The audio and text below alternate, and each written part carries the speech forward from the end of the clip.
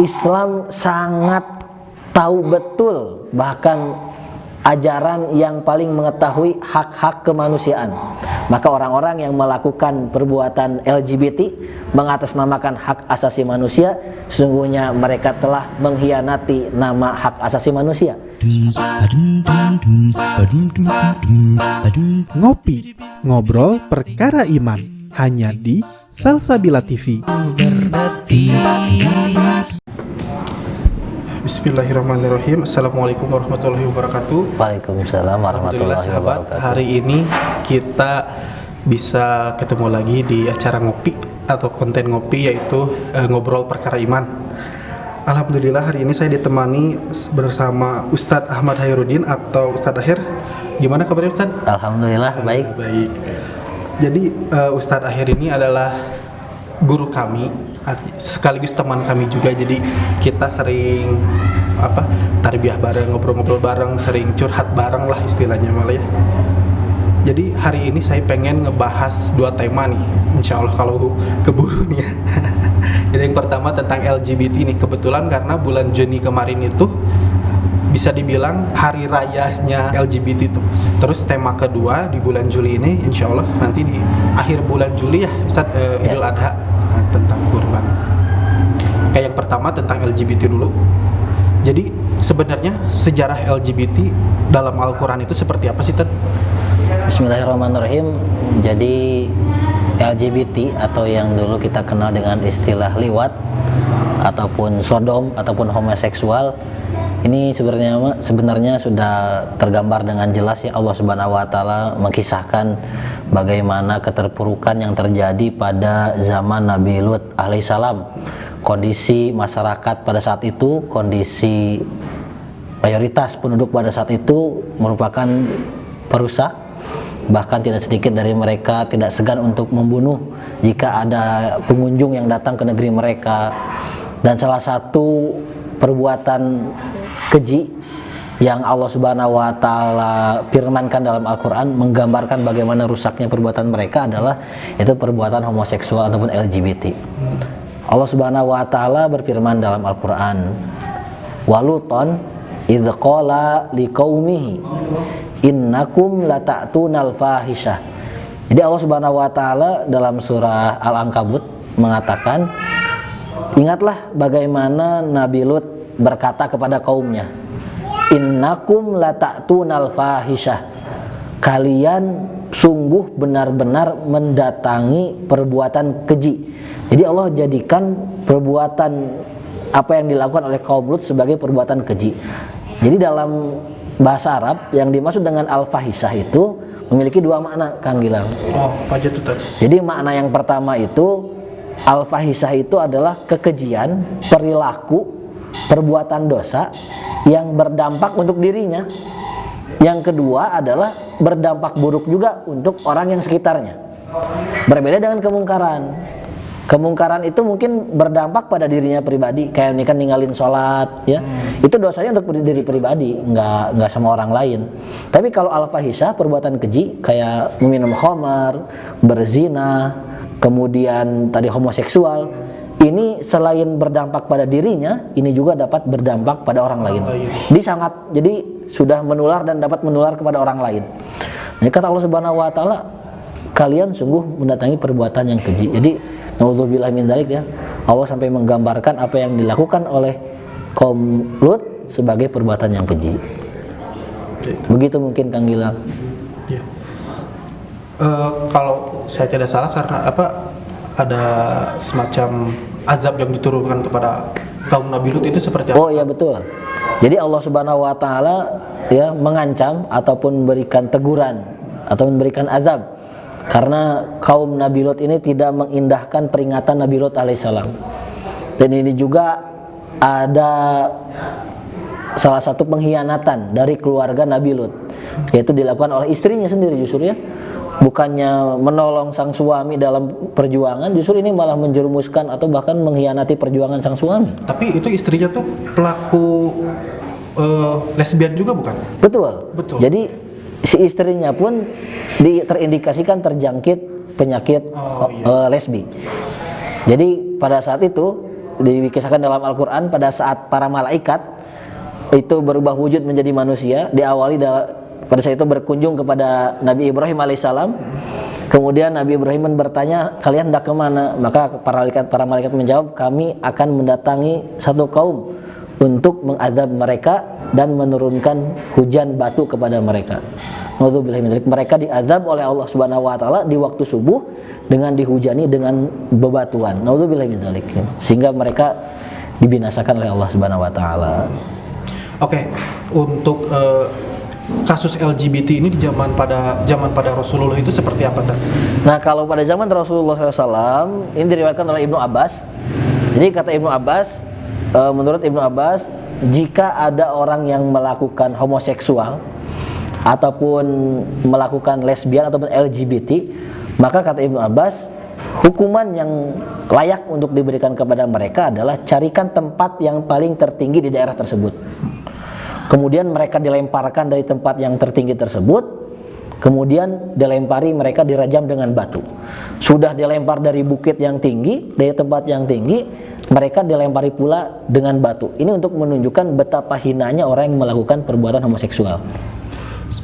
Tapi hukum itu bisa diterapkan tidak untuk zaman Nah, dalam kondisi saat ini, ya ini sangat tidak memungkinkan, sangat sekali.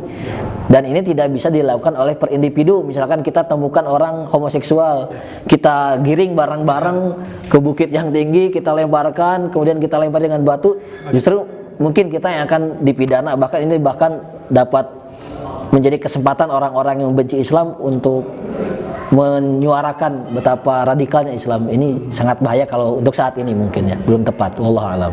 Jadi apa yang harus bisa kita lakukan? Nah, dalam kondisi seperti ini, maka masing-masing kita mengingatkan orang lain akan bahaya perbuatan liwat ini, perbuatan komlut ini. Karena Nabi Muhammad SAW bersabda, ya, beliau melaknat sebanyak 3 kali, mengucapkan, sesungguhnya Allah Subhanahu wa taala melaknat siapa saja yang mengerjakan pekerjaan kaum Nabi Lut. Artinya Rasulullah sudah menyatakan laknat, mendoakan laknat kebinasaan untuk orang-orang yang menyerupai pekerjaan kaum Lut. Nah, maka ingatkanlah mereka, sadarkanlah mereka akan bahaya perbuatan yang dilakukan oleh kaum Nabi Lut, yaitu perbuatan LGBT. Ada sebuah penelitian nih katanya bahwa mereka yang LGBT itu karena adanya trauma di masa lalu gitu, ada bisa dibilang penyakit mental, ada diskriminasi dari lingkungannya, terus depresi. Salah satu kasusnya mungkin yang banyak itu atas perceraian orang tuanya. Jadi mereka itu tidak mendapatkan kasih sayang khususnya dari seorang ayah. Nah, ketika mereka mendapatkan itu, jadi mereka itu larinya tuh ke arah perilaku penyimpangan seksual. Nah, Islam ini memandangnya seperti apa? Nah, dalam Islam, makanya Islam sangat mengatur sekali bagaimana hak seorang istri dari suaminya, mengatur bagaimana kewajiban istri kepada suaminya, kemudian bagaimana kewajiban orang tua kepada anak-anaknya. Maka Islam mengajarkan selaku orang tua wajib mendidik anak-anaknya, menyadarkan anak-anaknya akan ketauhidan. Kemudian juga mengajarkan dan menanamkan kepada anak-anaknya nilai-nilai keislaman. Bagaimana yang pernah diajarkan oleh Nabi Ibrahim alaihissalam, mengajarkan kepada Ismail sehingga Ismail teguh di atas keyakinannya, walaupun pada saat itu Allah Subhanahu wa taala memerintahkan ayahnya Ibrahim untuk menyembelih Ismail. Pendidikan apa yang ditanamkan oleh Nabi Ibrahim sehingga Ismail mengatakan, lakukanlah wahai bapakku, sungguhnya engkau akan dapati aku sebagai orang-orang yang sabar. Seperti itu ya. Jadi mereka menyuarakan suara mereka gitu ya. Betul. Di bulan Juni khususnya dengan bendera pelanginya gitu. Jadi menginginkan atas nama dalam tanda kutip hak asasi manusia gitu. Betul. Ingin diakui keberadaannya. Betul. Nah, Islam ini memandang ini seperti apa ini? Islam sangat tahu betul, bahkan ajaran yang paling mengetahui hak-hak kemanusiaan.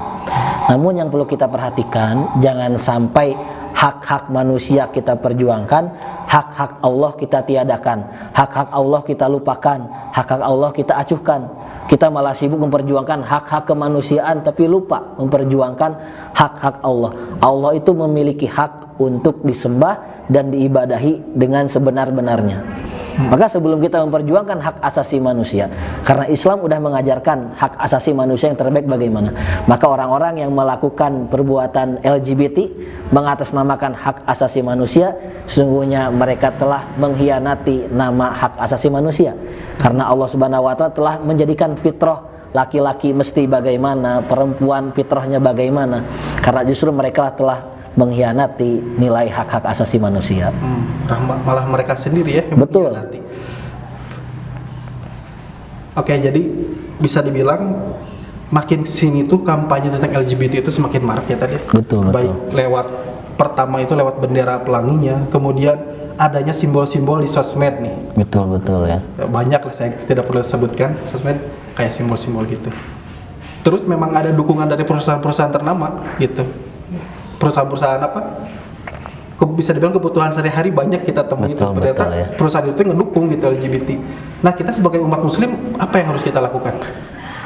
Ini merupakan janji yang terucap oleh iblis di awal kepada Allah Subhanahu wa Ta'ala. Iblis berjanji akan menyesatkan manusia dari jalan yang benar, akan menyimpangkan manusia dari jalan yang benar, termasuk masalah LGBT. Ini merupakan bagian dari tipu daya setan, sehingga setan akan menghalalkan segala caranya apapun supaya manusia menyimpang dari nilai-nilai ketauhidan kepada Allah Subhanahu wa Ta'ala, menyimpangkan manusia dari nilai-nilai syariat Islam. Salah satunya adalah dengan perbuatan LGBT. Mungkin hari ini banyak sekali marak ya video-video ataupun piktur-piktur yang mengkampanyekan perbuatan LGBT mengatasnamakan hak asasi manusia.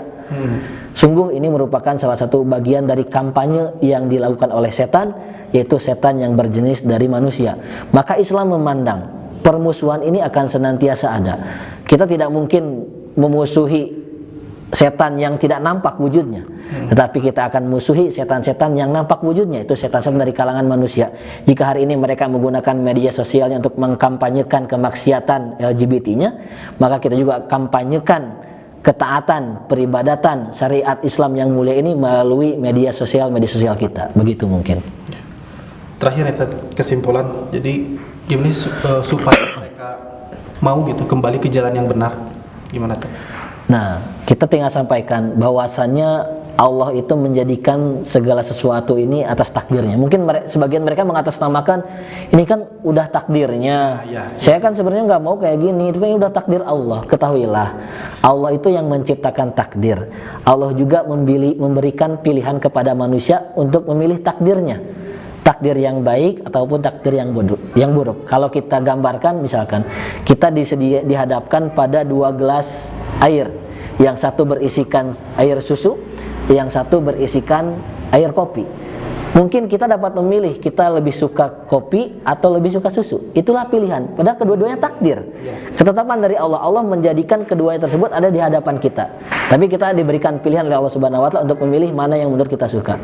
Nah, begitu juga Allah Subhanahu wa Ta'ala memberikan pilihan. Ini jalan yang terbaik, ini jalan keselamatan, ini perbuatan maksiat, ini perbuatan ibadah. Keduanya mengandung konsekuensi. Kalau kamu beribadah, kamu mendapatkan pahala.